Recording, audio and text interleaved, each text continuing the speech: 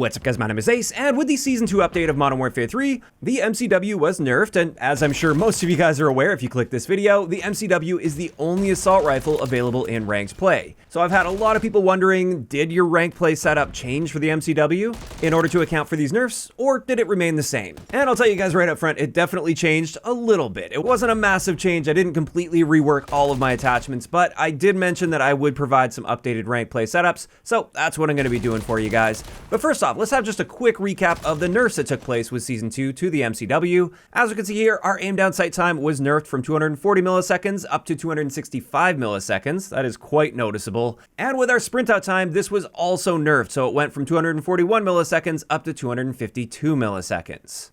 And what this means is if I take my pre-Season 2 MCW Ranked Build, my primary one at least, now our aim down sight speed was nerfed from 228 milliseconds to 254 milliseconds, and our sprint out time is now 257 milliseconds, and I don't like either of those values. I find those to be a little too slow, especially with that sprint out time. So as a result, I went back to the drawing board, did a bunch of testing, and I did branch far outside of the attachments that I was using for that just to see if I could create a better build. However, what I ended up landing on was just a very similar build here, with a couple attachments swapped out. And this is the first one I'm going to share for you guys. This is more so if you're going for like peak accuracy while still maintaining decent handling.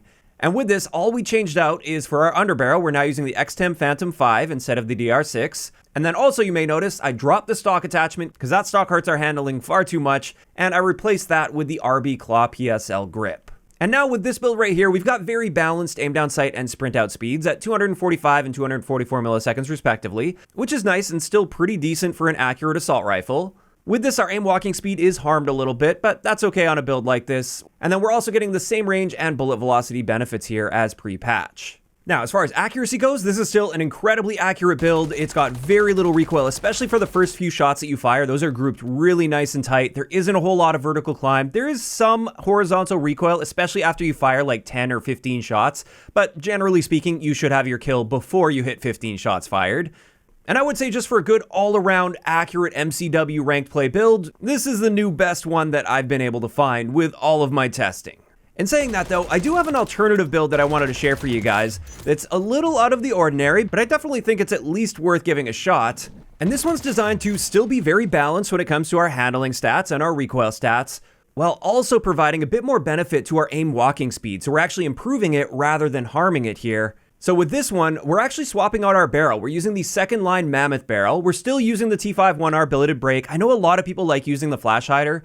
I really don't like how that stacks up, especially with aim down sight speed now, so I avoid that entirely. We are using the DR6 hand stop on this to help us a little bit with that aim walking speed while also improving our handling stats. And then again, we are using that RB Claw rear grip. And with this one, while it's not quite as accurate as the previous build, it's still a very accurate setup. You should have no problem hitting your shots most of the time. And also, we're not getting quite the same bullet velocity benefits, but we still have a very respectable bullet velocity at 739 meters per second. It's highly unlikely you'll notice any difference here to the bullet velocity within about 50 meters or so, which should be the vast majority of your gunfights. It's fairly rare that you're pushing beyond 50 meters. On top of that, with this one, we are able to strafe noticeably faster, and that can definitely make a difference in a gunfight, especially if you're just strafing back and forth on a head glitch or something. It's going to make you a slightly harder target to hit. It's going to be a bit easier to activate that rotational aim assist as well, if you're a controller player. And as a result, I just wanted to share this as an alternative. It may suit your playstyle a little bit better than the previous one, or it may not, and that's totally fine. I just wanted to make sure I was providing some options for you guys.